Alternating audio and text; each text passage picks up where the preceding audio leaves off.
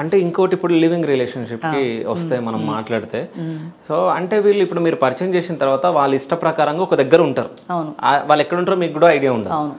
But అది కూడా అక్రమ సంబంధం కిందికి రాదా? అక్రమ సంబంధం కిందకి కోర్టు ఒప్పుకుంది, కోర్టు కూడా లివింగ్ రిలేషన్ యాక్సెప్ట్ చేసింది. అక్రమ సంబంధం అనేది మన మైండ్లో ఉంది, వాళ్ళ మధ్య లేదు కదా. వాళ్ళిద్దరూ బాగానే భార్య భర్తల. ఇప్పుడు ఇంకోటి లివింగ్ రిలేషన్ అనేది చాలా మంది ఏమడుగుతారంటే నేను ఎక్కడో ఉంటా ఆవిడ ఎక్కడో ఉంటుంది, అలాంటి లివింగ్ రిలేషన్ నేను యాక్సెప్ట్ చేయను.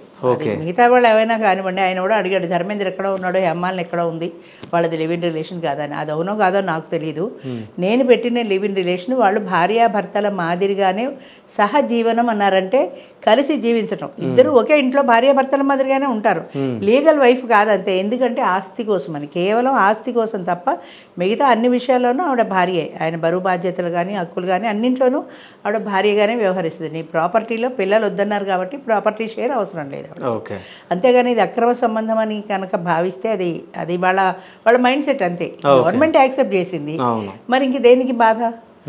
సో లివింగ్ రిలేషన్షిప్ లో అంటే ఈమెను మోసం చేయడం కానీ ఆమె ఆయన మోసం చేయడం కానీ, అంటే దొంగతనాలు చేయడం, ఆయన డబ్బులు తీసుకొని పారిపోవడం, ఇట్లాంటి కేసులు జరిగినాయా?